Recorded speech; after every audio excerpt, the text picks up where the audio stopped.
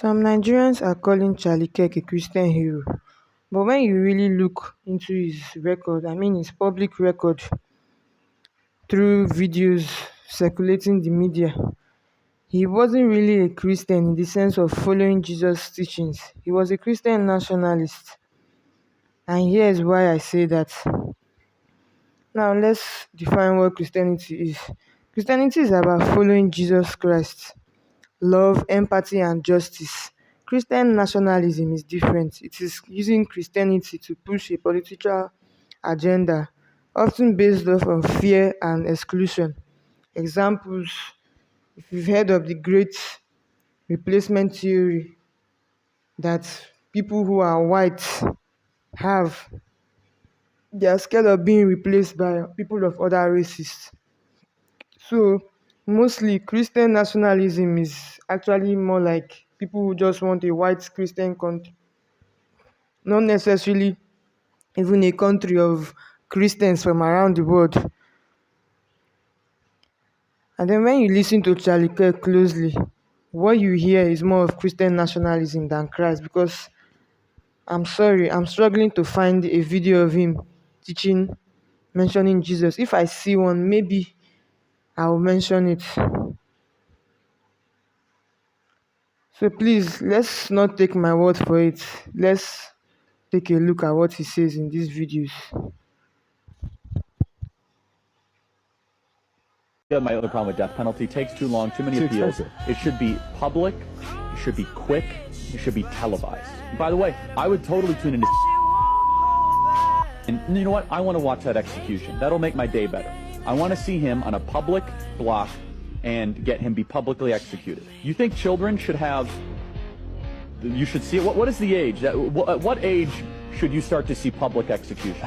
16. I think you could do it earlier. I think you may. Black Americans are about 13 to 14% of the population. Yes, about half of all prisoners are black. Exactly. So blacks commit more crimes than whites do. They commit more murders, they commit more arsons, they commit more kidnappings. For example, blacks are 13% of the population and they commit 58% of all the murders. Okay, let's talk about it. These are obviously racist claims, but I will respond to them as if Charlie Kirk were a reasonable person. Black Americans are about 13 to 14% of the population. Yes, about half of all prisoners are black. Wrong. Just 38% of America's prison population is black. That's according to the U.S. government. But it makes you wonder why Charlie feels the need to add an additional 12% to the black prison population. Could it be because his bigoted talking points only work if he exaggerates them? If Charlie were actually looking for the race that makes up half the prison population in the U.S., he'd look no further than white people at 57%. Exactly. So blacks commit more crimes than whites do. Wrong. The word "so" is doing a lot of heavy lifting in that sentence. So blacks commit more crimes. He's saying "so" as in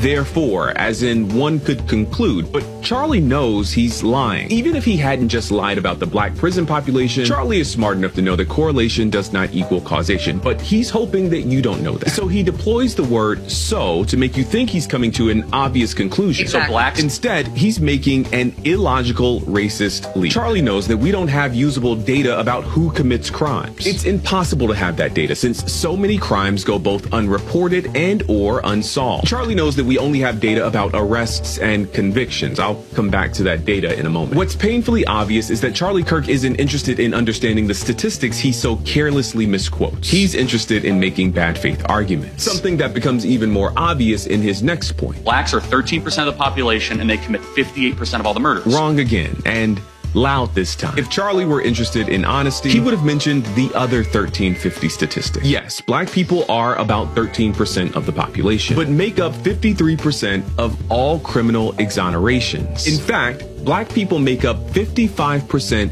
of all murder exonerations specifically. Black people are more likely than any other group in this country to be convicted of crimes they did not commit. And then people like you have the nerve to parade these stats around as though they prove something. The reality is that you probably know these stats, but you leave them out on purpose, because to bring that stat into this conversation would make some people think. And that's the last thing a person like you wants.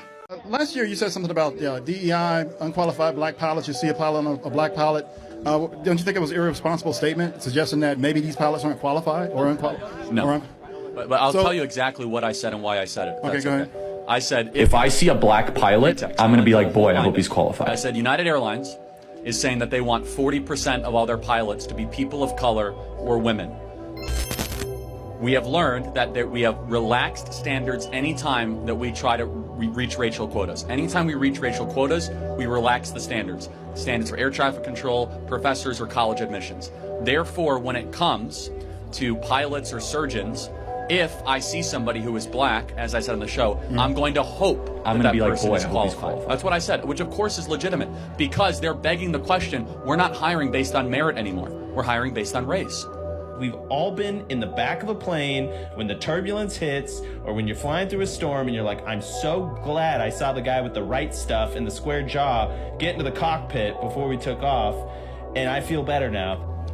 So when you see a black pilot, you wonder, boy, is that person there because they earned it or because they were placed there? That's what DEI does. It makes you ask questions you otherwise would not ask. So the airline industry is going to take an unqualified person just based off diversity. Underqualified, not underqualified. Underqualified, whatever, uncertified, and put them in a cockpit and risk people's lives? Those are two different things. Under and un are two different things. Of course, United Airlines will not take someone off the side of the street and put them into a pilot. But in order to reach a 40% goal, they might cut corners. They might accelerate the process in order to reach a goal. We know this through all sorts of DEI examinations and projects over the last 10 years. I think it's worth to have a cost of, unfortunately, some gun deaths every single year so that we can have the Second Amendment to protect our other God-given rights. That is a prudent deal. It is rational. Nobody talks like this. They live in a complete alternate universe. So then how do you reduce? Very simple. People say, oh, Charlie, how do you stop school shootings? I don't know. How did we stop shootings at base? Instead, it is to say you're actually not in pain. So let's just very short clip. Bill Clinton in the 1990s, it was all about empathy and sympathy. I can't stand the word empathy, actually. I think empathy is a made-up New Age term that does a lot of damage, but it is very effective when it comes to politics. Sympathy I prefer more than empathy. We should go kill the white South African farmer. You can look at videos of crosses that will fill roads for miles of white South African farmers that have been brutally murdered in their home, basically because of what is called land reparations at worst. So this is at best, and then there's another word that we could use for it, which we'll see if it actually qualifies for that as time goes on. But yes, I mean, this is a group where a government has decided that we are endorsing the worst and most venomous form of racial hatred against white South African landowners, and they're fleeing appropriate asylum with the United States. Hilariously, it's only been like 25 people that have received this asylum, and the American leaders have been completely okay with every other type of person on the planet to be granted asylum. Like 15 million people they want to grant asylum, but when 15 white South Africans want to show up to the United States and have asylum because there's actually an endorsed mantra and chant to kill them, all of a sudden there's a major issue. I wonder why. You are race obsessed. I am not race obsessed. Like, they're killing white people in the streets in South Africa. It's literally a mini white genocide. You see a black pilot, you wonder, boy, is that person there because they earned it or because they were placed there? What percentage of young blacks have both a mom and a dad raising them? Blacks in America. Black women married the government and divorced the men. Why do blacks have a broken family? Why is it that black America is one of the only populations, that and Native American populations, that have not been able to overcome such evil, horrors, and injustices? Blacks commit more crimes than whites do. You talk about race more than the Grand Wizard of the KKK. Right. And the Civil Rights Act, though, let's be clear, created a beast, and that beast has now turned into an anti-white weapon. This topic would have been even more forbidden 4 or 5 years ago, but it's now becoming in more and more mainstream circles. Is that because the problem is becoming worse, but our side is more courageous to confront it? Why does Kirk believe passing the Civil Rights Act was a mistake? Now, again, apparently they don't listen to the show because we do that at least once a week, right? Once a week we talk about why the Civil Rights Act was a mistake. The present reality, not the ideal, the reality of the Civil Rights Act and how it's being used is making it harder for us to pursue excellence as a society. Here's a fact. Since the Civil Rights Act passed, I think that it's fair to say any sort of racist sentiments that are in America have gone, at least individually amongst white people, towards black people have gone away. What I'm trying to counter is the reason we talk about race so much is because we have a federal holiday to a guy that talked about race all the time, where MLK in my personal opinion and based on every objective analysis, he actually gave us more race focus and less emphasis on character and conduct. Because here we are 60 years later. Do we talk about race less or more in the last couple of decades? I'm not only blaming MLK for this, but his core driving philosophy was not about a colorblind society. That is a line in one of his speeches. He would actually be closer to a race Marxist, almost akin to a DEI type philosopher if you go deep into his writings, especially later in his life. So, and I think we as conservatives and Christians must reconsider some of the mythologies and some of the icons and the symbols that we hold up, especially as we try to reorient ourselves in a broken culture. So, what are your thoughts on the videos you just saw? Do you think it was taken out of context? Anyway, my personal opinion, he wasn't. There are so many videos on the internet. Please watch videos of him talking. Don't even just take my word for it.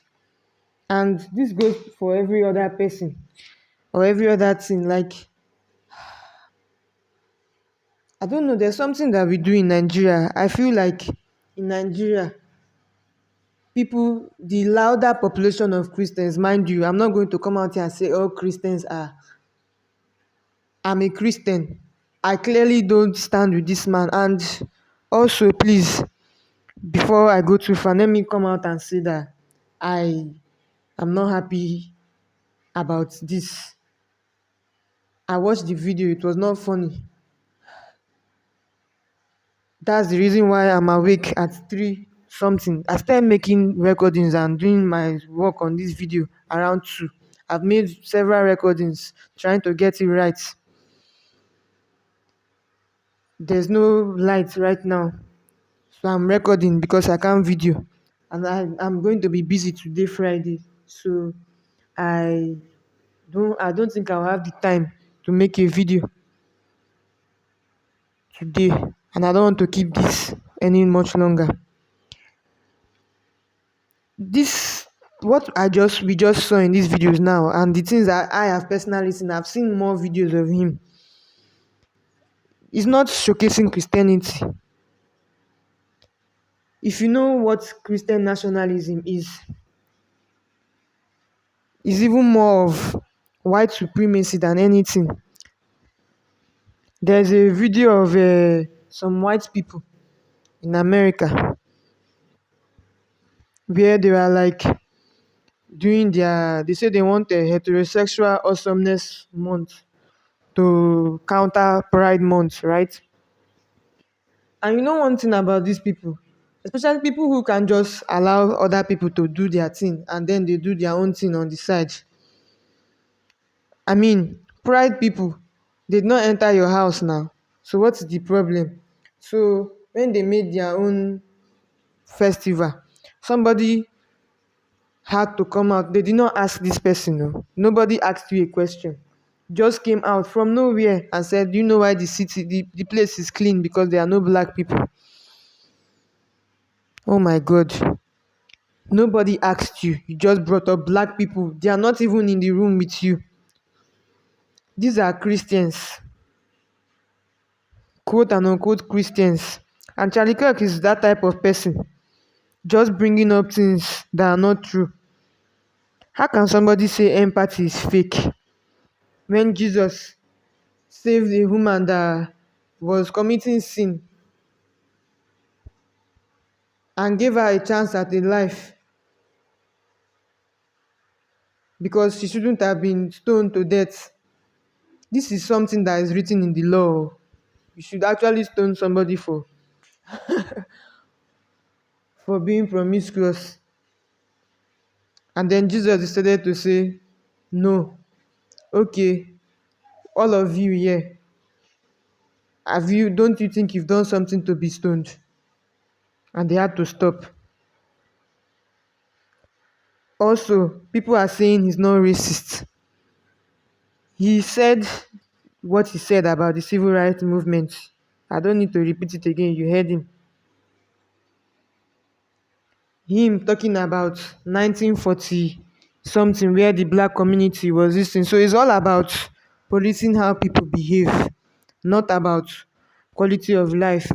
In the 1940s and thereabouts, if I don't know if have you heard of the story of Emmett Till?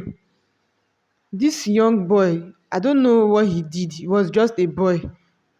They claimed he did something to a white woman, and then the next thing, oh my god, I'll just put up pictures of the story, but he died in a very, very brutal manner, very brutal way. And it was after years after everything has happened. I heard the woman who did who said that about him, the things that led to his death, now came out to say that he was innocent. You can imagine, where is the justice? That's the kind of life. Have you heard of the Black Wall Street? Like a place where black people stayed that was very successful and white people burnt it up. That's the kind of country America was at that time.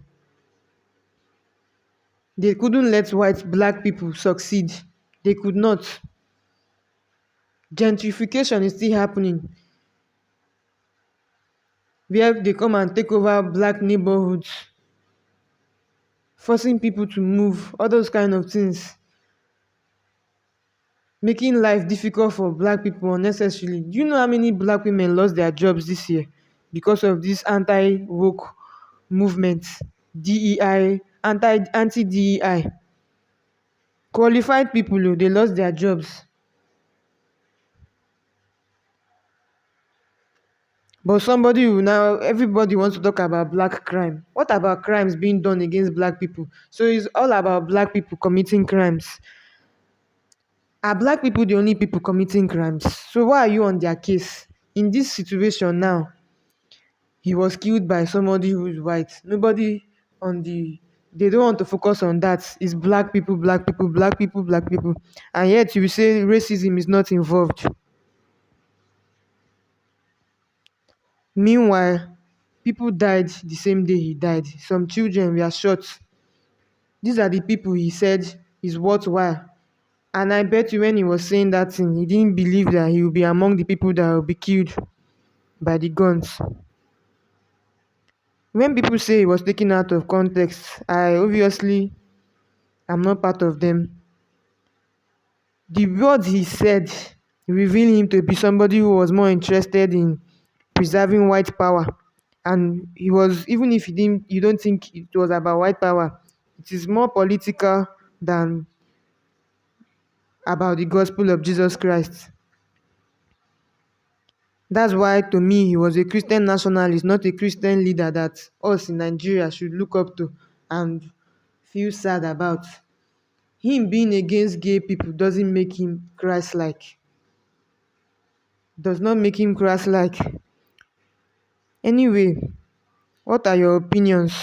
After you've seen this, do you still really think he was a Christian or Christian nationalist, or maybe there's still more to be uncovered? But at least, have you been able to see that he's more than somebody who maybe said a few things about Christ that caught the eye of people? Please put your thoughts in the comment section and watch out for my next video.